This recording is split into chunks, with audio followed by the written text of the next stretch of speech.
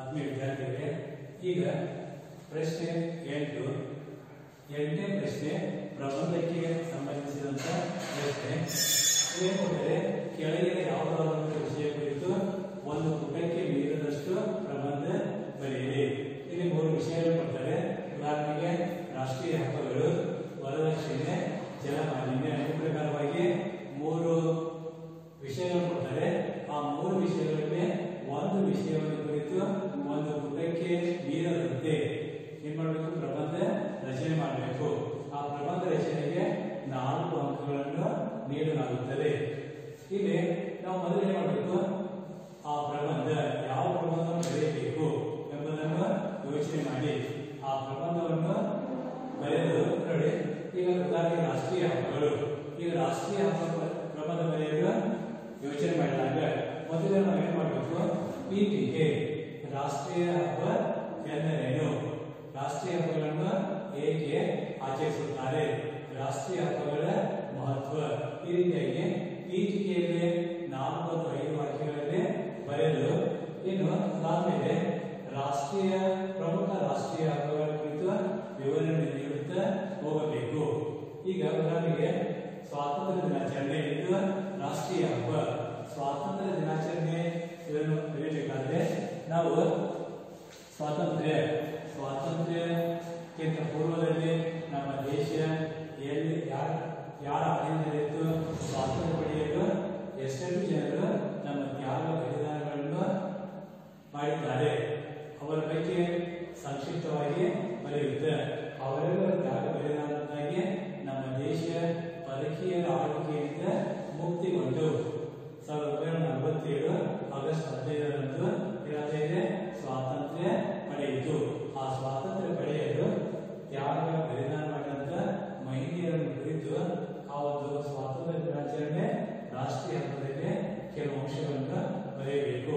ಅದಾದ್ಮೇಲೆ ಹಾಗೆ ಮತ್ತೊಂದು ರಾಷ್ಟ್ರೀಯ ಹಬ್ಬ ಯಾವುದು? ಕನ್ನಡ ರಾಜ್ಯೋತ್ಸವ. ಅಲ್ಲಿ ಕರ್ನಾಟಕ ರಾಜ್ಯೋತ್ಸವ ಇದರ ಒಂದು ಹಿನ್ನೆಲೆ. ಕರ್ನಾಟಕ ಏಕೀಕರಣಕ್ಕಿಂತ ಮೊದಲು ಏನಾಗಿತ್ತು? ಅನೇಕ ಪ್ರಾಂತ್ಯಗಳಲ್ಲಿ, ಅನೇಕ ವಿಭಾಗಗಳಲ್ಲಿ ಅರಿದು ಹಂಚಿ ಹೋಗಿತ್ತು. ಮುಂದೆ ಏಕೀಕರಣ ಸಮಿತಿಯ ಸ್ಥಾಪನೆಯಾಗಿ ಏನಾಗಿದೆ? ಅರಿದು ಹಂಚಿ ಹೋದಂತ ಆ ವಿಭಾಗಗಳನ್ನು, ಪ್ರಾಂತಗಳನ್ನು ಒಗ್ಗೂಡಿಸಿ ವಿಶಾಲ ಮೈಸೂರು ರಾಜ್ಯ ಸ್ಥಾಪನೆಯಾಯಿತು. ಆ ವಿಶಾಲ ಮೈಸೂರು ರಾಜ್ಯ ಸ್ಥಾಪನೆಯಾದ ದಿನದ ಸವಿನೆನಪಿಗಾಗಿ ನಾವು ಕನ್ನಡ ರಾಜ್ಯೋತ್ಸವವನ್ನು ಆಚರಿಸುತ್ತೇವೆ.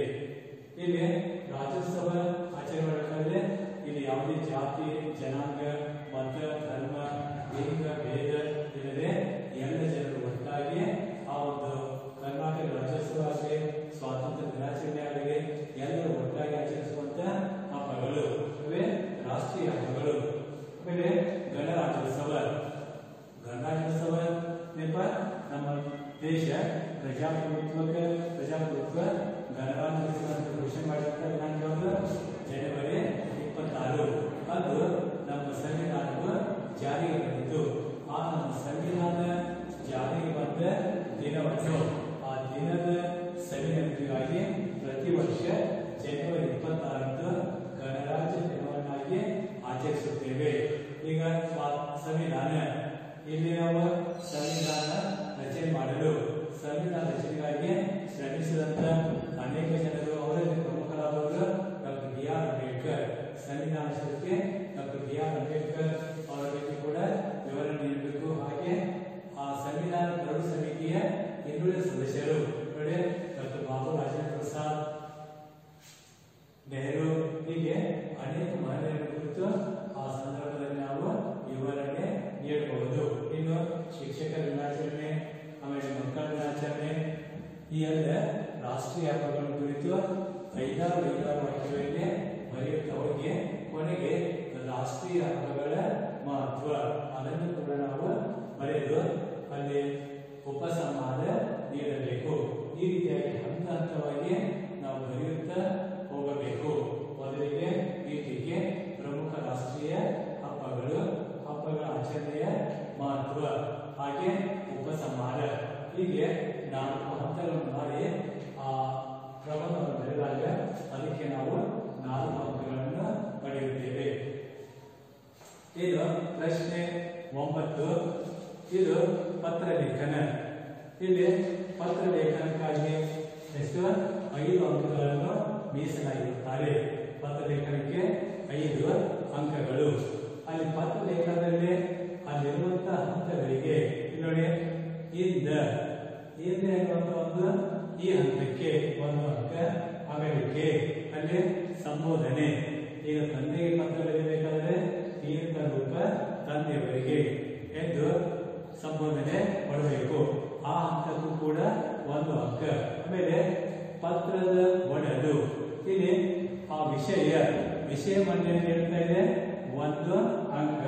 ಆಮೇಲೆ ಕೊನೆಗೆ ಪತ್ರವನ್ನು ಯಾವ ರೀತಿ ಮುಕ್ತಾಯಗೊಳಿಸುತ್ತಾನೆ. ಈ ನೋಡಿ, ನಮ್ಮ ಪ್ರೀತಿಯ ಮಗ ಹಾಗೆ ನಮಸ್ಕಾರಗಳೊಂದಿಗೆ, ಹೀಗೆ ಆ ವಿವಿಧ ಹಂತಗಳಿಗೆ ಅಂಕಗಳನ್ನು ಮೀಸಲಾಗಿರುತ್ತಾರೆ. ನಾವು ಯಾವ ರೀತಿಯ ಅಂಕಗಳನ್ನು ಅಲ್ಲಿ ಸೂಚಿಸುತ್ತೇವೆ ಆ ರೀತಿಯ ಅಂಕಗಳನ್ನು ನಾವು ಪಡೆಯುತ್ತೇವೆ. ಇಂದ ಮೊದಲಿಗೆ ಇಂದ, ಅದರ ಕೆಳಗೆ ಗೆ. ನಾವು ಯಾರಿಗೆ ಪತ್ರವನ್ನು ಬರೆಯುತ್ತೇವೆ ಅಂದ್ರೆ ಇವರಿಗೆ ಅಥವಾ ಗೆ. ಇದರಲ್ಲಿ ಫಸ್ಟ್ ಮೊದಲಿಗೆ ಇವರಿಂದ, ಯಾರಿಂದ ಇದೆ? ಉದಾಹರಣೆಗೆ ಸುರೇಶ್. ಆಮೇಲೆ ಆ ಸುರೇಶ್ ಯಾರಿಗೆ ಪತ್ರ ಬರೆದಿದ್ದಾನೆ?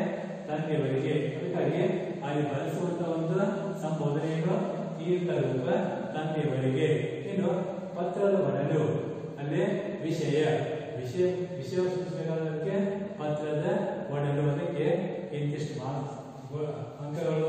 ಹಾಗೆ ಪತ್ರದ ಮುಕ್ತಾಯ, ನಮಸ್ಕಾರಗಳೊಂದಿಗೆ, ದೊಡ್ಡವರಿದ್ದರೆ ನಮಸ್ಕಾರಗಳೊಂದಿಗೆ, ಚಿಕ್ಕವರಿದ್ದರೆ ಆಶೀರ್ವಾದಗಳೊಂದಿಗೆ. ಆಮೇಲೆ ಇನ್ನು ನಮ್ಮ ಸಮವಯಸ್ಕರಿದ್ದರೆ ಅಭಿನಂದನೆಗಳು, ಹೀಗೆ ಸೂಚಿಸಬೇಕು. ಆಮೇಲೆ ಇಲ್ಲಿ ತಮ್ಮ ಪ್ರೀತಿಯ ಮಗ, ಈ ರೀತಿಯಾಗಿ ಪತ್ರದ ಆ ಚೌಕಟ್ಟನ್ನು ತಯಾರಿಸಿಕೊಳ್ಳಬೇಕು. ಈ ಉದಾಹರಣೆ, ಶಾಲಾ ಶೈಕ್ಷಣಿಕ ಪ್ರವಾಸಕ್ಕೆ ಹೋಗಲು 1,000 ರೂಪಾಯಿ ಕಳುಹಿಸಿಕೊಡುವಂತೆ ನಿಮ್ಮ ತಂದೆಗೆ ಪತ್ರ ಬರೆಯಿರಿ ಎನ್ನುವಂತ ಒಂದು ವಿಷಯವನ್ನು ಕೊಟ್ಟಾಗ ನಾವೇನ್ ಮಾಡಬೇಕು? ಪತ್ರವನ್ನು ಯಾವ ರೀತಿ ಬರೆಯಲಿಕ್ಕೆ ಸ್ಟಾರ್ಟ್ ಮಾಡಬೇಕು ನೋಡಿ. ಇಂದ ಉದಾಹರಣೆ ಸುರೇಶ್. ಆ ಸುರೇಶ್ ನೋಡಿ, ಸುರೇಶ್ 8ನೇ ತರಗತಿ ಸರ್ಕಾರಿ ಪ್ರೌಢಶಾಲೆ ಬೆಳಗಾವಿ. ಆ ಮಗು ಸರ್ಕಾರಿ ಪ್ರೌಢಶಾಲೆ ಬೆಳಗಾವಿಯಲ್ಲಿ ಓದ್ತಾ ಇದೆ ಅಂತ ಭಾವಿಸಿಕೊಂಡು ಏನು ತಂದೆಗೆ ಪತ್ರ ಗೆ, ಇವರಿಗೆ ತೀರ್ಥ ರೂಪ ತಂದೆಯವರಿಗೆ ಅಂತ ಆ ಪತ್ರದ ಸಂಬೋಧನೆಯಿಂದ ಪ್ರಾರಂಭಿಸಿ ನಿಮ್ಮ ಮಗನಾದ ಸುರೇಶನು ತಿಳಿಸುವ ಸಾಷ್ಟಾಂಗ ನಮಸ್ಕಾರಗಳು. ಇಲ್ಲಿ ನಾನು ನನ್ನ ಆರೋಗ್ಯ ಹಾಗೂ ವಿದ್ಯಾಭ್ಯಾಸದೊಂದಿಗೆ ಕ್ಷೇಮವಾಗಿದ್ದೇನೆ. ಈ ವರ್ಷ ನಮ್ಮ ಪ್ರೌಢಶಾಲೆಯವರು ಐತಿಹಾಸಿಕ ಸ್ಥಳಗಳಾದ ಹಂಪಿ, ಬದಾಮಿ, ಐಹೊಳೆ, ಪಟ್ಟದಕಲ್ಲು ಮುಂತಾದ ಶೈಕ್ಷಣಿಕ ಐತಿಹಾಸಿಕ ಸ್ಥಳಗಳನ್ನು ನೋಡಲು ಪ್ರವಾಸ ಕೈಗೊಳ್ಳುತ್ತಿದ್ದಾರೆ. ಈ ಪ್ರವಾಸಕ್ಕೆ ನಮ್ಮ ಎಲ್ಲ ಗೆಳೆಯರು ಹೋಗಲು ಸಿದ್ಧರಾಗಿದ್ದಾರೆ. ಆದ್ದರಿಂದ ನನಗೂ ಅವರೊಂದಿಗೆ ಹೋಗಲು, ನಾನು ಕೂಡ ಅವರೊಂದಿಗೆ ಹೋಗಲು ಬಯಸಿದ್ದೇನೆ. ಆದ್ದರಿಂದ ನನಗೆ 1,000 ರೂಪಾಯಿ ಕಳುಹಿಸಿಕೊಡಬೇಕೆಂದು ಬೇಡಿಕೊಳ್ಳುತ್ತೇನೆ. ನಮಸ್ಕಾರಗಳೊಂದಿಗೆ ತಮ್ಮ ಪ್ರೀತಿಯ ಮಗ ಸುರೇಶ್. ಇಷ್ಟು ಬರೆದಾಗ ಅದಕ್ಕೆ 5 ಅಂಕಗಳು ದೊರೆಯುತ್ತವೆ. ಈ ಪ್ರಕಾರವಾಗಿ ತಂದೆಯವರಿಗೆ ಪತ್ರ ಬರೆಯಬೇಕಾದ್ರೆ ತೀರ್ಥ ರೂಪ ಎಂದು ಸಂಬೋಧನೆಯಿಂದ ಪ್ರಾರಂಭಿಸಬೇಕು. ಇಷ್ಟು ಆ ಮಾದರಿ ಪ್ರಶ್ನೆ ಪತ್ರಿಕೆಯ ಒಂದು ವಿವರಣೆಗೆ ಸರಿಯಾಗಿ ನೋಡಿ ಕೊಟ್ಟುವಂತ ಮುಖ್ಯ ಪ್ರಶ್ನೆಗಳು ನೋಡಿ.